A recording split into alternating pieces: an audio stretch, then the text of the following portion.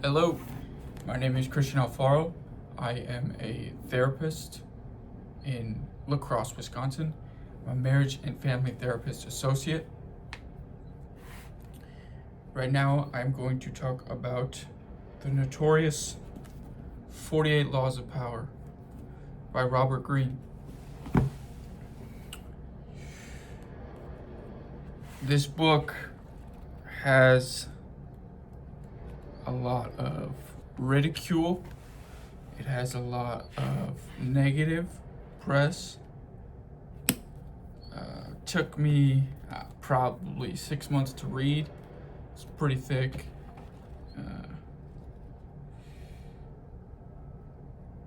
But there's a lot of initial reactions I think people have when they hear about it. And I was curious, so I read it. Let's see. I think it's on let's see what number it is.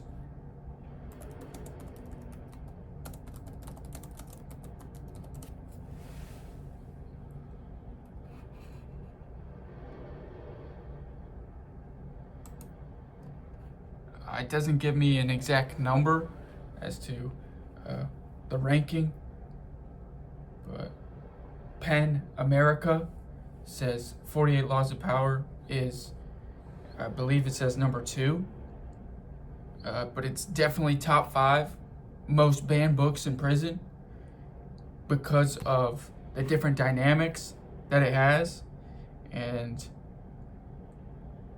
the different tactics that somebody could use to acquire more power. Before I get into it, I would say that if somebody is not good, if, let's say, evil, if they're not good or evil, they'll most likely be not good or evil after they read the book. If somebody is a good person, I don't think the book necessarily changes them. I think they're going to be a good person afterwards if they were a good person before.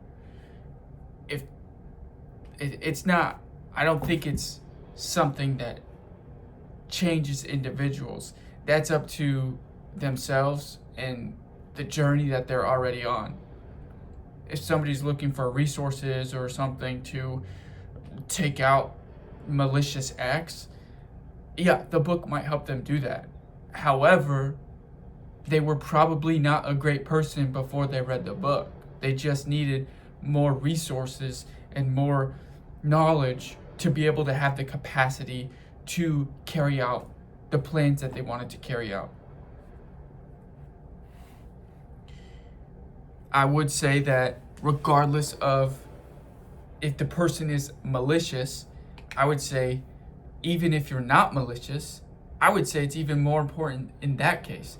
If you are a good person, if you are trying to be a contributing member of society, if you are trying to be kind to others or to help the people around you, I would say it is definitely important to read the book, to be aware of the different power dynamics that are at play, regardless of if you are the one that's trying to accumulate the most power. If somebody lives in a community, in a society, as soon as there is one more person around them, there is a power dynamic. If there's 2, 3, 100, 1,000, a million, if you live in a city, if you live in a town with more than yourself, there's a power dynamic. So it's about observing the different power dynamics, and once the number increases, it's more likely that more of these dynamics are at play. I would urge the people that are good and kind and want to help the people around them to read it, because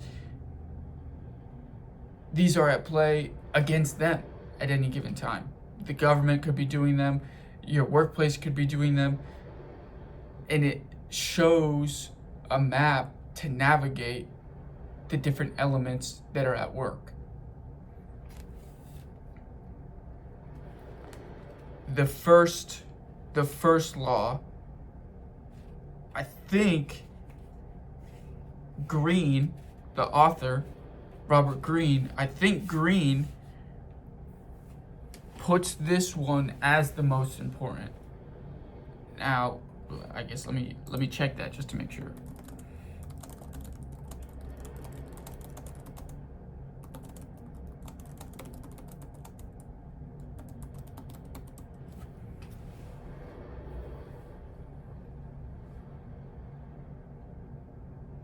Okay, I was wrong about that. Google AI says it's La 48. So we could get there. That's not where we're starting though. We're starting at the beginning. So I probably won't go through all of them. Going through most of them, some things that I learned about it.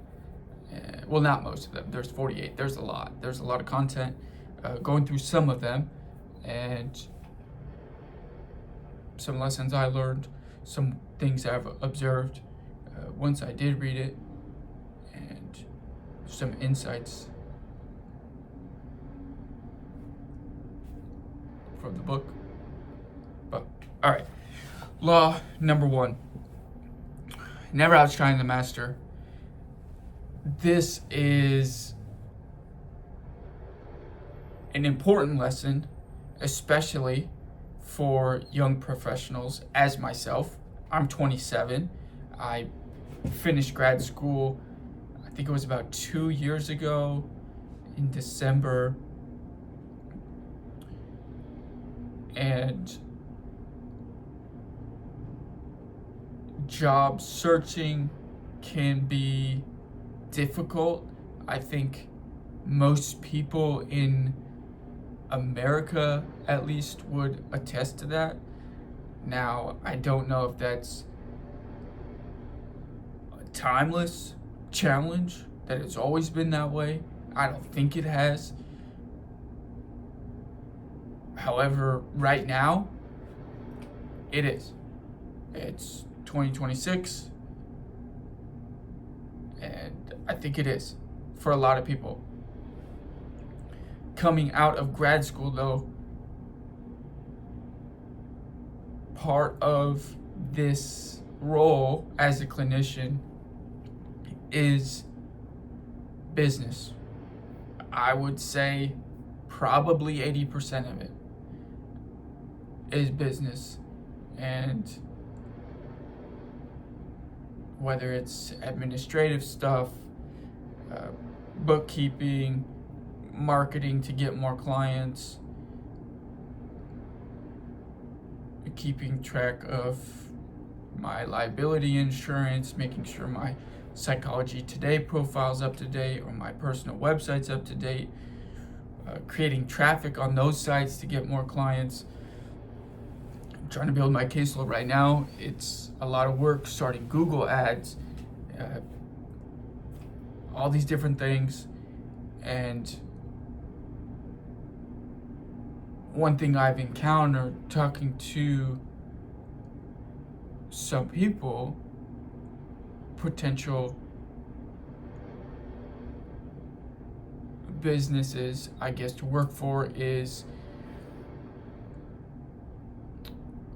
my ambition. I think it scares people, and that's what this law talks about. It talks about,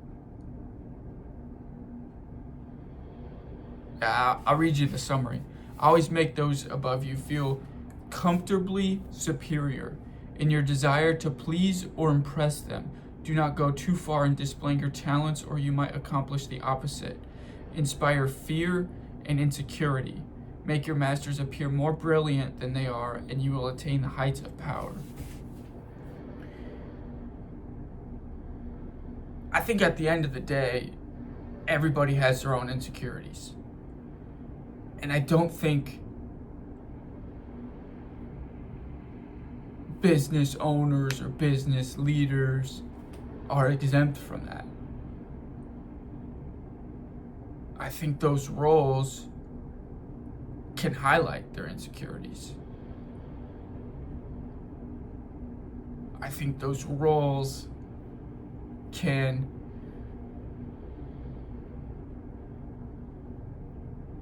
illuminate some maybe that they weren't aware of. But definitely in those roles, I've observed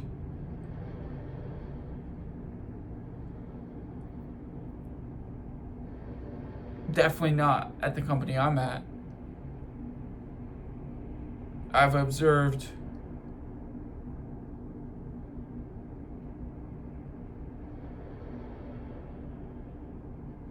people making decisions based on their emotion, based on just whatever they were feeling.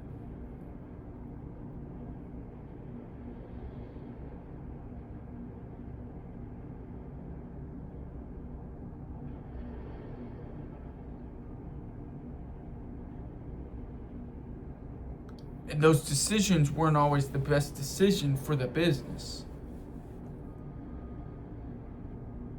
But it was a decision that they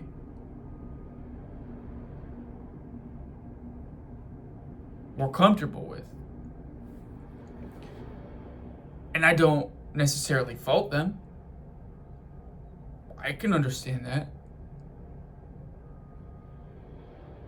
When I was in high school,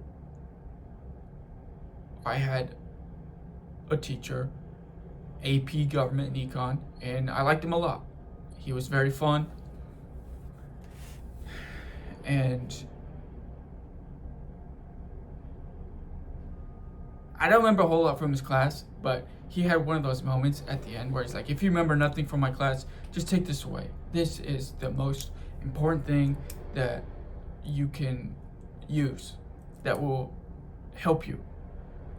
And he said, nepotism. People do not care what you know. What you know will not get you in the door. What you know may keep you in a room once you get there. People will hire their friends and their family. They will hire people they feel comfortable with. Go learn to golf and just have fun with people. That was his lesson. That was the remark he made that he wanted us to remember, that he urged me to remember, that I still remember to this day. I think that was my senior year, so I would have been 18, 27 now, so 9 years later. He was a very animated teacher, very passionate. He was one of my favorites for sure. But he said that early on. And that's what this law reminds me of. So when people make these decisions, I don't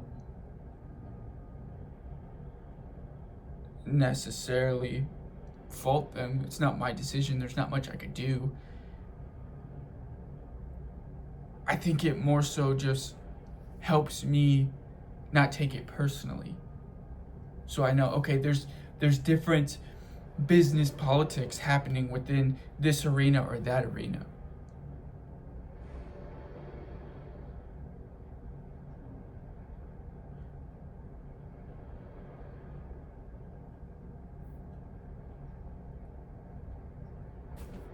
I think there's issues everywhere. It's just a matter of what culture you want to be a part of. And the awareness of that, at least, it's a balance of, okay, how can I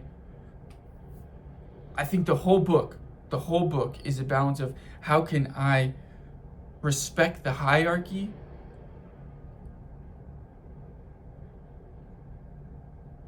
and make sure that I get credit for my efforts. I think that's the essence of the whole book. Respect the hierarchy and make sure that you get credit for your efforts. Within business, this is only within business. And this is what the book says. I'm not saying this is the way that everybody should operate.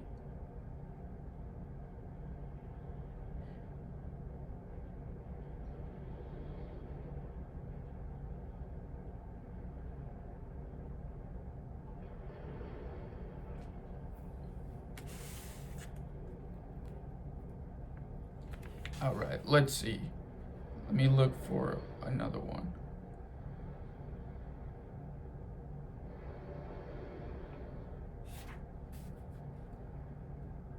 I think this one's important. This one isn't necessarily harmful.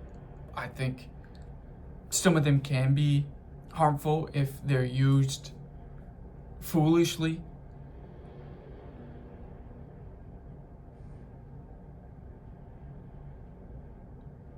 But this one is law number 5. So much depends on reputation.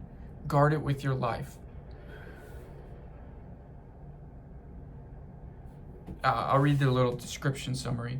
Reputation is the cornerstone of power. Through reputation alone, you can intimidate and win. Once it slips, however, you are vulnerable and will be attacked on all sides. Make your reputation unassailable. Always be alert to potential attacks and thwart them before they happen. Meanwhile, learn to destroy your enemies by opening holes in their own reputations. Then stand aside and let public opinion hang them. I think this is important because, well, first of all, I am in La Crosse. I'm from San Diego. I know this may not be the case for everybody. This is a small town to me. I think there's 50,000 people here. Let's see.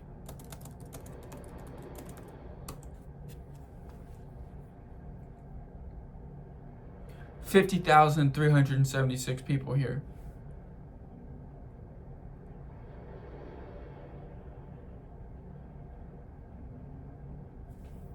That's a small town to me.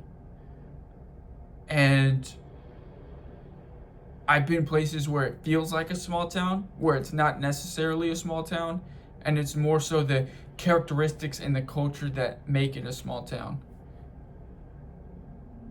I was living in Nashville before this. That felt like a small town to me because of the awareness that everybody had of everybody else. Everybody knew each other. Everybody knew the drama about each other. There was a lot of gossip.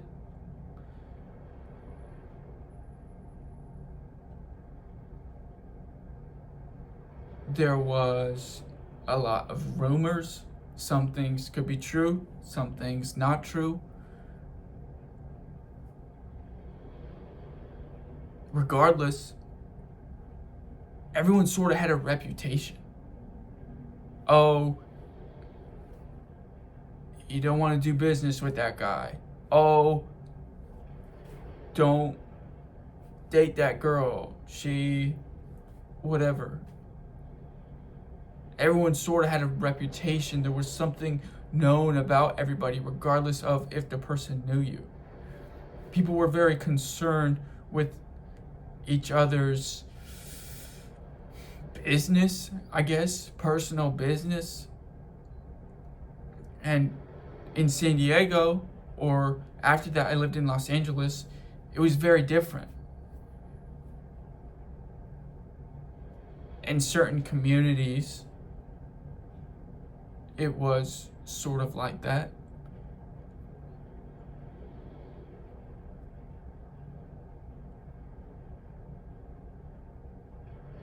And overall, though, I would say it probably wasn't like that. I went to a private university, and it was like that. It was pretty small. I think there was 4,000 or 5,000 people there. We all sort of knew each other, or at least knew of each other. Everybody sort of had a reputation, good, bad. They were malleable. It affected first impressions, though. It affected, oh, don't invite that guy. Oh, invite that girl. Oh, definitely invite that guy. He's fun. Oh, she's mean. Whatever it was. The word spread.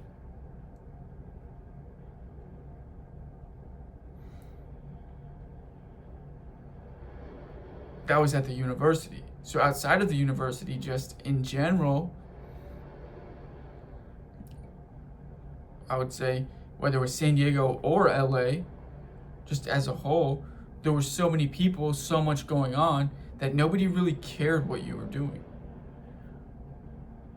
You could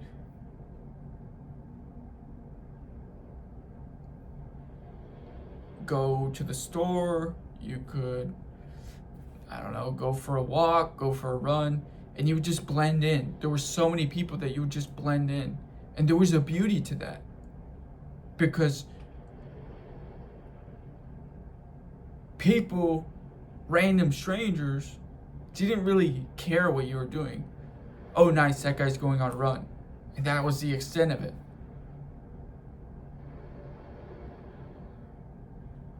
Or, okay, that guy's going to the grocery store. Nice. Or he just got back from the grocery store. Cool.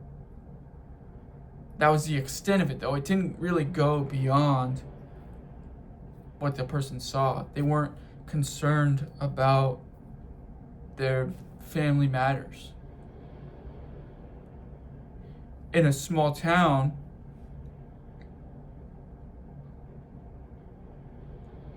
it seems, as far as I could tell,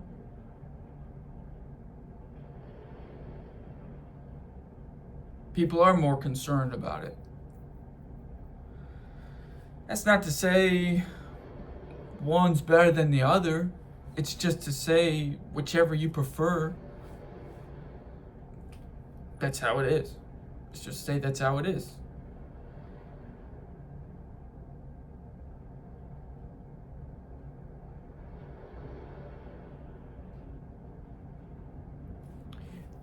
I drive for Lyft on the side, and I gave somebody a ride one time at UWL. She was a foreign student. I guess it would be a foreign exchange student. I think she came from Africa. I said, how in the world did you get to La Crosse, Wisconsin from Africa? And she said that it had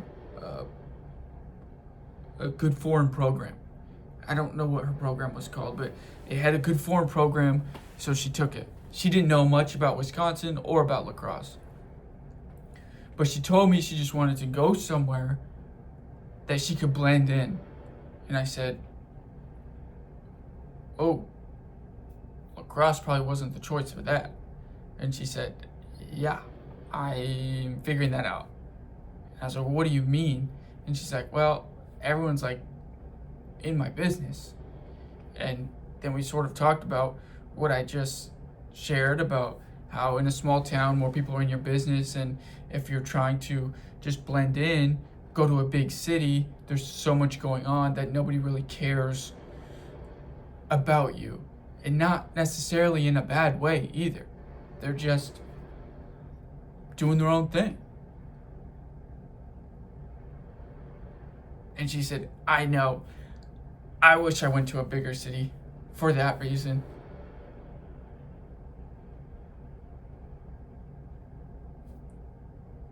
So it's different. It's not to say one is better than the other. It's just to say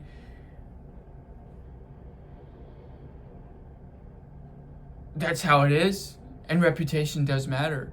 And I think it matters a lot in a small town.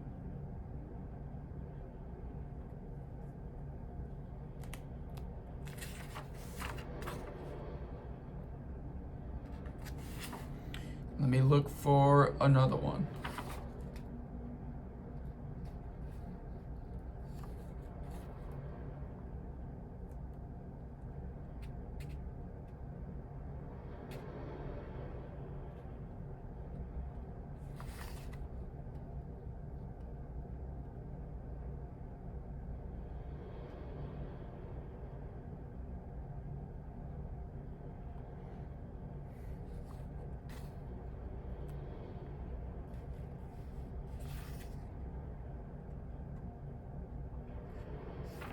Okay, there's a few more that I think I'll go through. Law 35, master the art of timing. Never seem to be in a hurry. Hurrying betrays a lack of control over yourself and over time. Always seem patient, as if you know that everything will come to you eventually. Become a detective of the right moment. Sniff out the spirit of the times, the trends that will carry you to power. Learn to stand back when the time is not yet ripe, and to strike fiercely when it has reached fruition. That's Law 35. Let's see.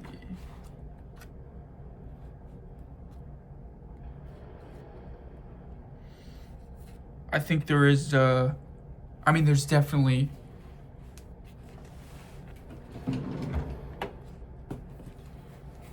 some usefulness to that. I think when getting hired or when on the job search, somebody who appears desperate is less likely to be attractive to potential companies or hirers, people that are hiring.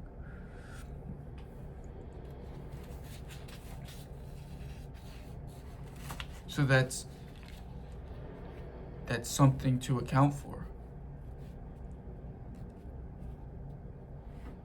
And I would say, I don't know if this fits into here perfectly, but along those lines of accounting for time, it's sort of accounting for what's ahead of you, to not rush things, to be patient, to believe in yourself, to believe that if you are doing what you need to be doing, the best outcomes are most likely to occur. And that doesn't guarantee the outcome that you want. One of my favorite Bible verses is Galatians 6:9. It says, "Do not become weary in doing good, for in time you will reap a harvest."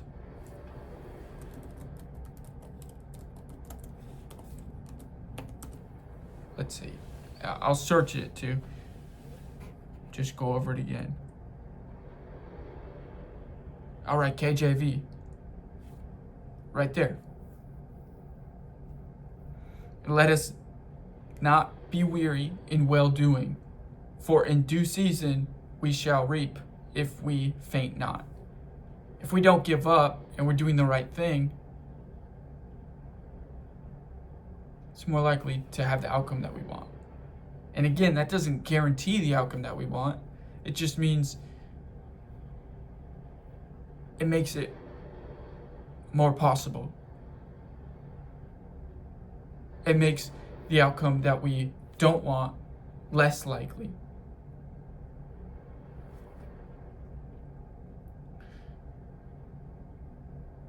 So I think timing is critical. And that's what this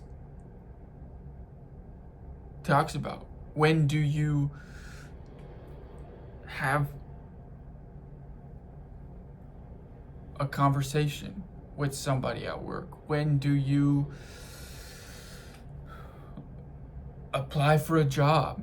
When do you quit your job?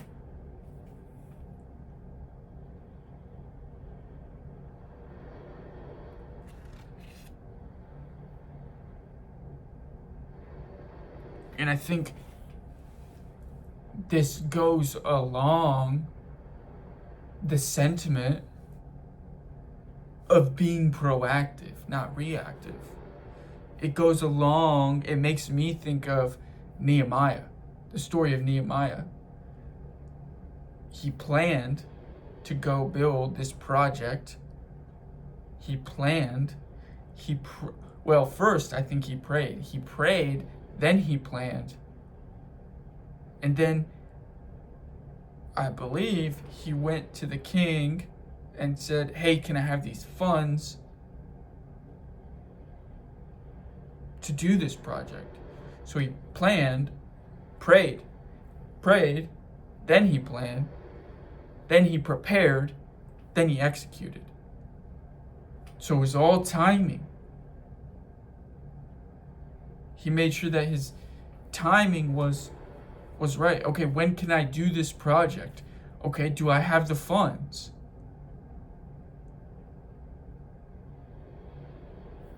How long is it going to take me? Let me make sure my heart and my mind are in the right place. Let me make sure this is what I'm supposed to be doing. Let me pray first.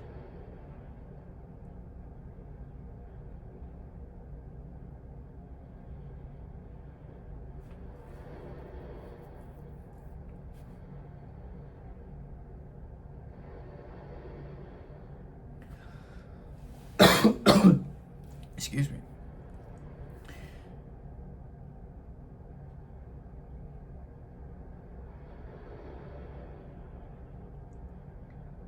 I think the essence of this law is to be proactive, to plan, to not rush, to not be impulsive,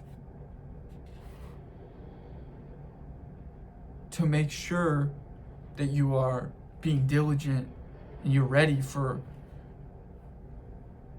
your course of action, what it is that you want to do.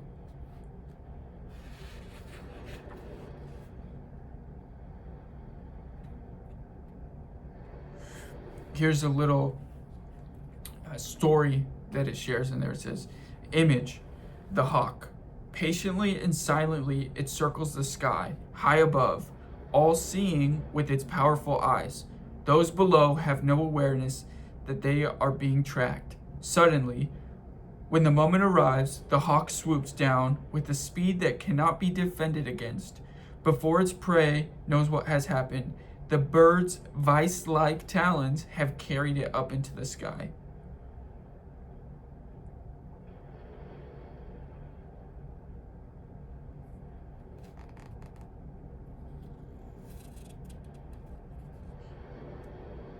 Everything moves quickly right now, especially with technology. Everything's moving fast.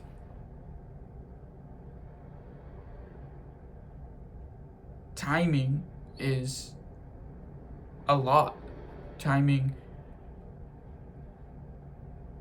whether you're a business, trying to find a job, timing is very critical. Making sure that things don't happen at the wrong time that can put you in a defensive state, so then you're not being proactive, you're being more reactive. And I think that's another theme in the book, is to proactively navigate the business arena, to be diligent about your dealings so that you're not caught off guard by something that you're not prepared for. And obviously you can't prepare for everything. However, I think there is almost a cushion to have that can allow you to have that buffer when you aren't prepared. So maybe that is still preparation. Oh, it's preparation for an emergency. It's preparation, oh, what if this happens? Oh, it's what if this happens? It's having contingency plans. And obviously, I think and I believe, and maybe it's not obvious, personally, I think it is obvious that those things should be accounted for. And I think that is being diligent and proactive, so that there's systems in place to keep moving forward.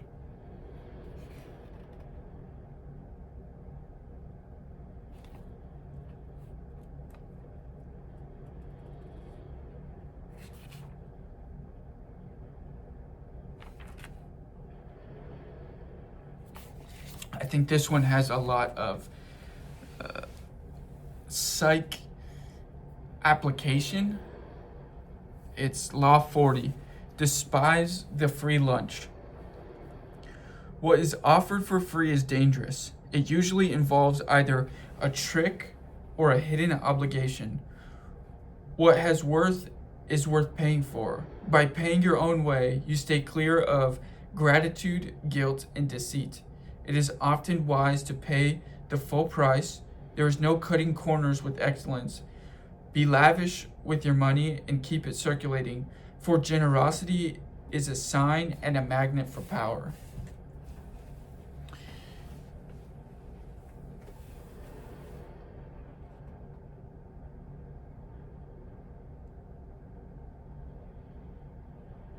I think the psychology of money comes into play here. Morgan Housel, that's his book, Psychology of Money. Dave Ramsey has stories about this that come into play. The Bible, Dave Ramsey sort of alludes to the Bible stories about this, but despise the free lunch. Dave Ramsey will often say the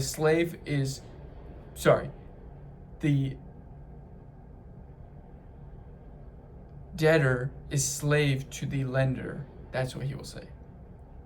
That is a biblical concept that means if someone is letting you borrow money, you're a slave to them until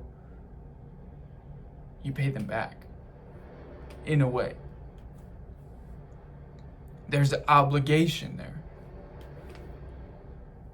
I think that's true. I don't know if there's anything I could argue about that.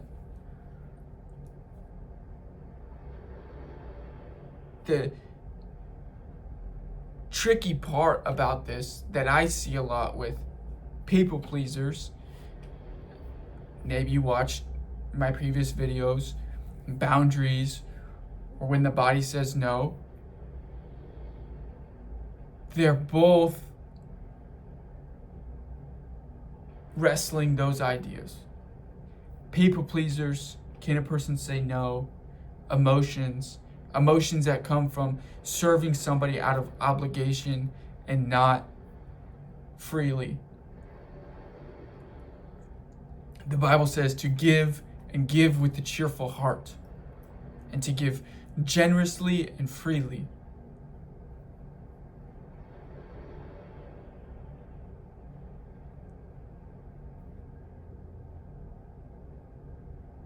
With people pleasers, with people that seem to so freely give, especially in relationship, and I've observed this through clients on that couch right there, they give in expectation. So that free thing that they offered wasn't so free. It had the hidden obligation. There was an expectation of the return.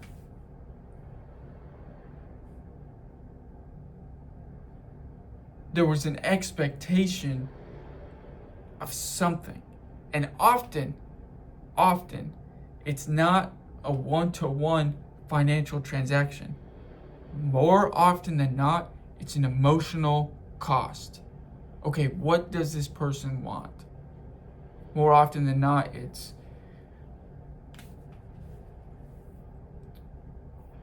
could be almost like an emotional butler, a venting, somebody to vent to. It could be they want a say in the matters of that person's life. It could be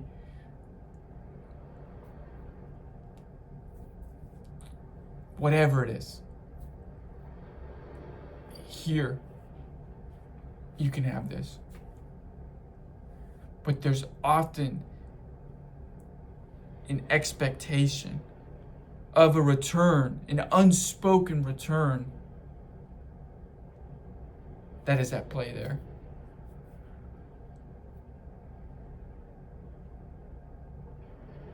And a transaction, I don't think is inherently or necessarily wrong by any means.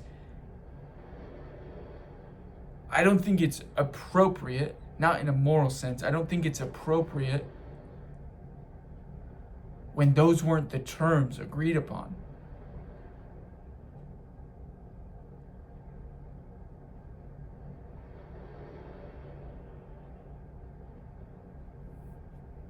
If somebody is given a gift, that's it. That's the gift. That's it. Nothing else.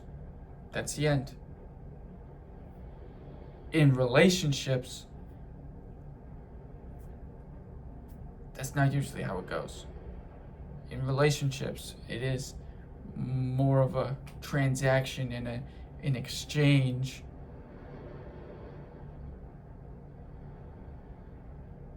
And more often than not, it is unspoken. For whatever reason, it could be uncomfortable. People may not like the idea of it being transactional. Maybe it ruins some sort of social contract or relational contract that person expected there to be. From my personal clinical belief, I operate out of emotionally focused therapy. I think it is more appropriate and more beneficial to communicate those things. People know what to expect. People can make a full informed decision.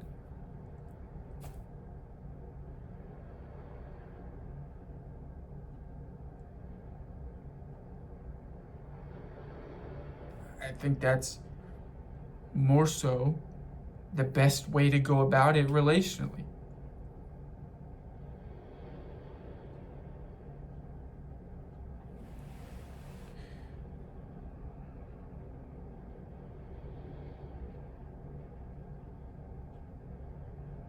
Now, I believe he discusses Pharaoh as an illustration of that law. And Pharaoh had the Israelites as prisoners.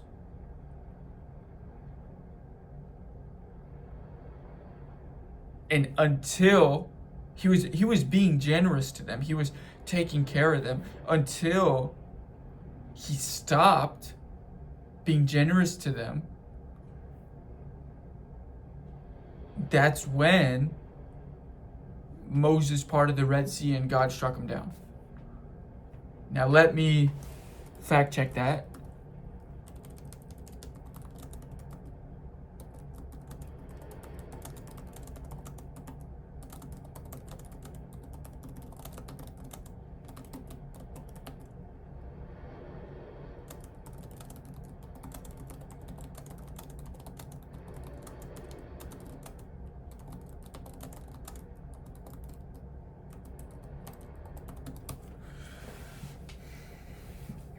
All right, let's see.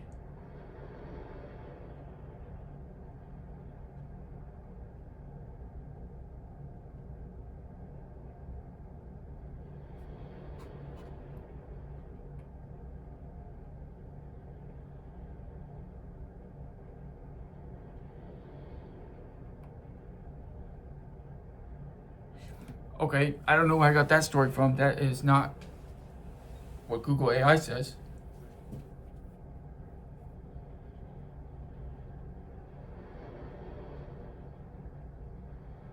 It says that he was struck down after Moses parted the Red Sea because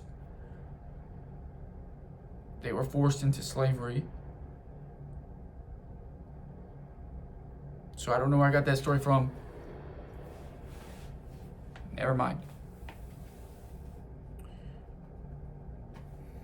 Let's see. All right. 2 more laws that I'll go through. Law 46. Never appear too perfect. Appearing better than others is always dangerous, but most dangerous of all is to appear to have no faults or weaknesses. Envy creates silent enemies. It is smart to occasionally display defects and admit to harmless vices in order to deflect envy and appear more human and approachable. Only gods and the dead can seem perfect with impunity. There are consequences to appearing perfect or having your life in perfect order. That's what it's suggesting. It is saying that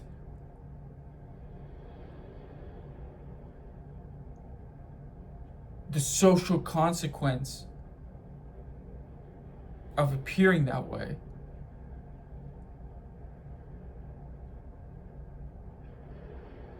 will negatively affect you.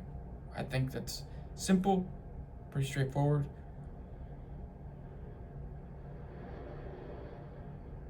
Now, I don't know if admitting to harmless vices is the solution clinically or from emotionally focused therapy that Sue Johnson would suggest. Or Gabor Mate, I like him a lot too. And he stresses authenticity, and that's where I adopted that from.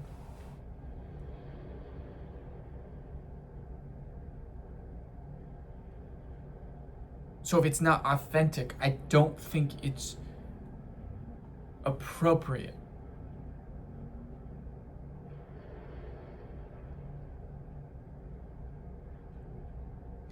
Within a business context, though, I do think this is true.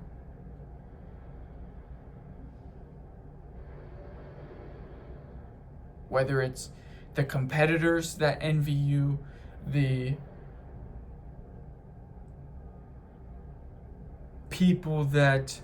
other people in the office, maybe it's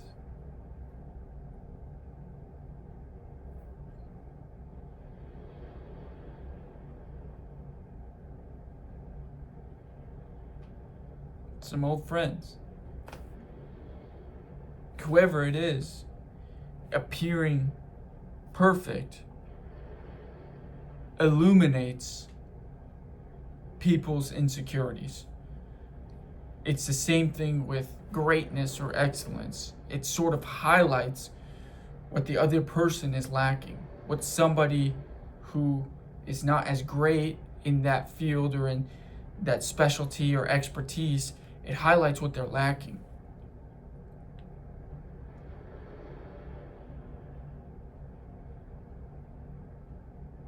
And that sort of goes back to law number 1 of never outshine the master, because they could be insecure. As we've discussed, everybody has insecurities. How they play out, that's going to be different. How people manage them, also different. But appearing perfect can illuminate people's deficiencies that they have within themselves, that they know about.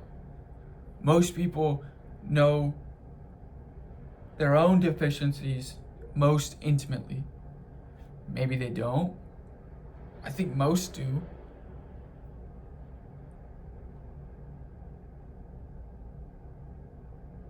Most have an idea, know what direction.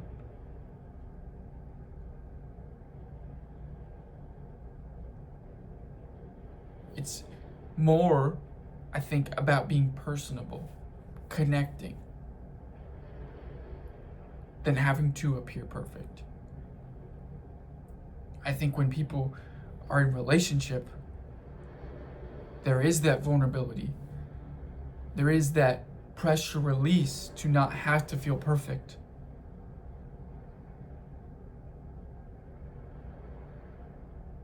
But again, within the business context,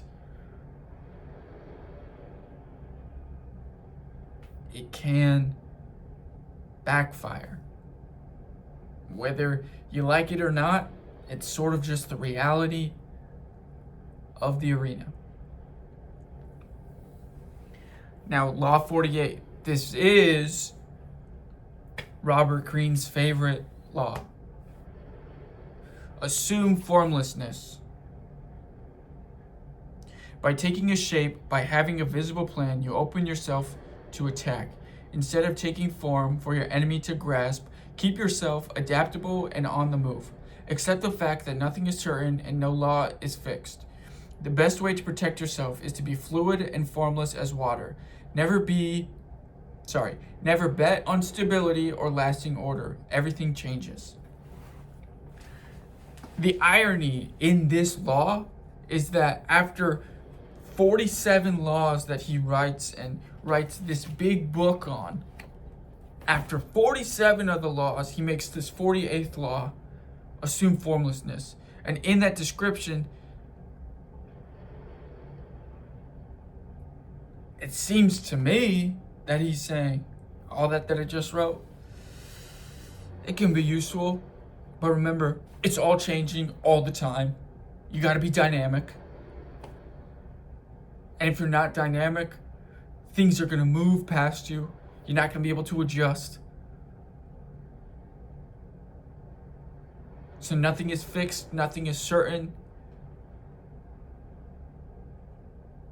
And as far as I can tell,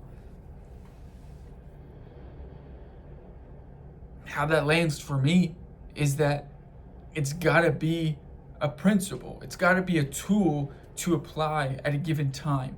So it's more tools in my arsenal, but it's not necessarily a fixed rule. It depends on what the environment and the circumstance governs and dictates and prompts as appropriate.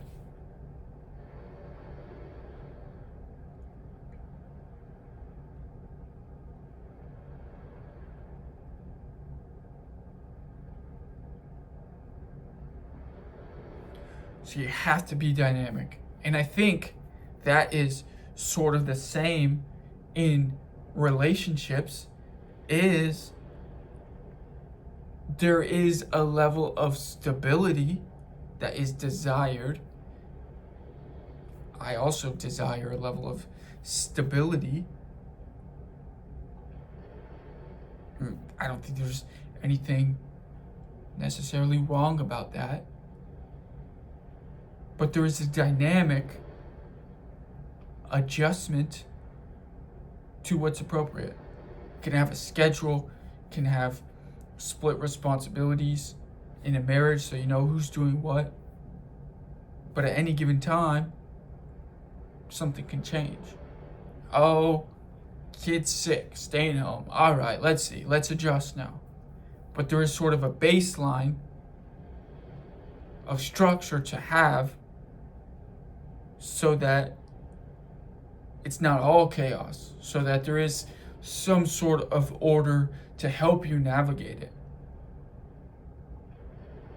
So assume formlessness. The best I could take that as is be dynamic, adjust, adapt, have all those tools, have those first 47 laws that are outlined on 450 pages, 400 and whatever it is, over 400 pages that he outlines. Have those laws, be aware of the different power dynamics at play, at least to know how they're working against you. I'm not necessarily condoning the malicious use of any of them.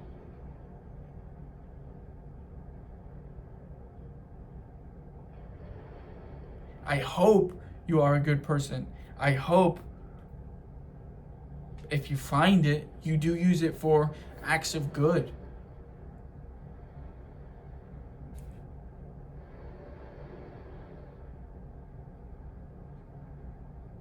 But with any of the concepts, especially in therapy, I don't think it's different than this book of being able to adjust. Okay, I have this idea of the rule, but it's not necessarily of you got to do dishes every night at 9 p.m. It could be a little bit more.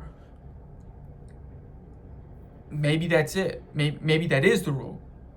And maybe that changes. Maybe, okay, today I'm doing it at 8:30 p.m. Okay, the dishes are still getting done. Maybe I'm doing it at 9:15. All right, they're still getting done. But it's having sort of a baseline and being able to adjust that so that it's not all chaos, and so that you do have tools in your arsenal to know, okay, this is how I can adjust. This is how I can navigate this scenario that I find myself in.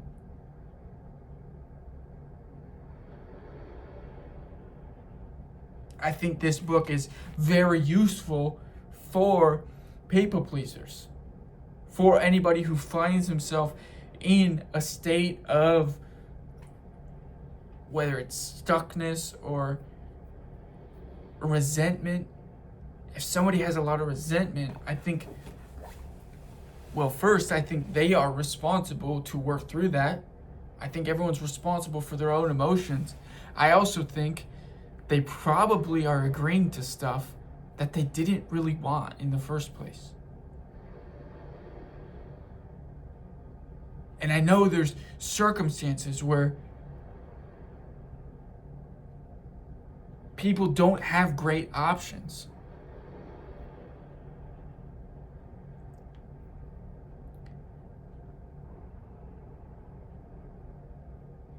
And people can truly be a victim of circumstances. However, taking ownership of a scenario, of a situation, is going to help anybody work through that to get the most desired outcome, to make the most desired outcome more likely in their life. So again, the assume formlessness, the last law, I think is just pushing to be dynamic. Take these laws. I think this is his final message once he ends the book, and how he ends it is take all these rules, all these laws that I've written and outlined for you, and know that they are happening in your life at any given moment. But know that it's not always gonna be a formulaic event that occurs. Like there might be multiple happening at the same time. Nobody's gonna outline it for you, say here's the options. Nobody's gonna come to you and say, hey, by the way, I'm working on these. So it's being able to have this to help inform your decisions and navigate, whether it's workplace politics, whether it's different city ordinances or school boards, or different any interactions that you have with people. And it doesn't mean that you always have to be on guard. You don't always have to do all of these things. If you don't want to be in the game of power, you don't have to be the one trying to accumulate the most power. The book isn't necessarily for that. You can, and he says on the back,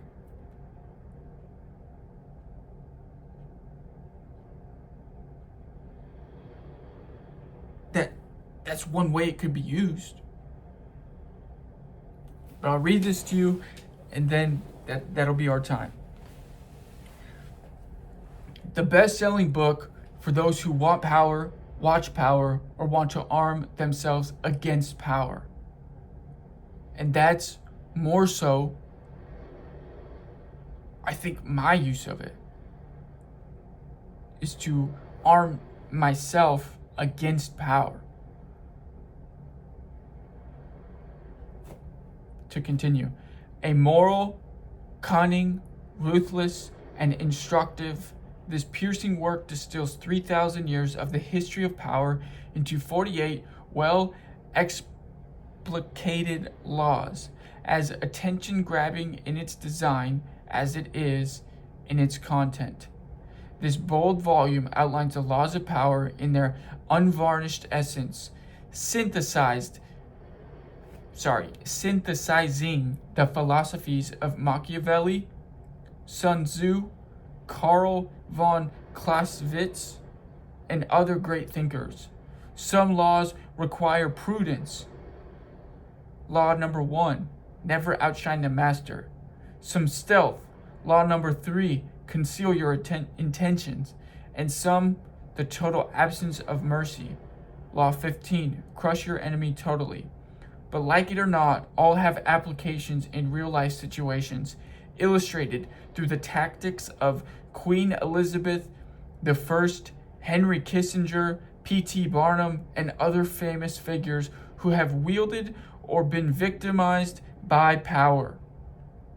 These laws will fascinate any reader interested in gaining, observing, or defending against ultimate control.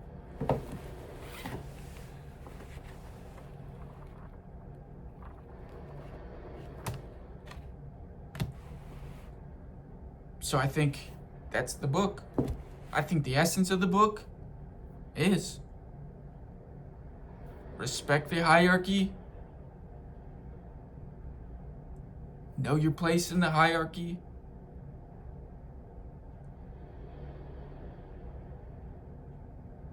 and know how to navigate it to get the credit you deserve where you deserve it. And if you want to make it up the hierarchy, to keep moving up the hierarchy.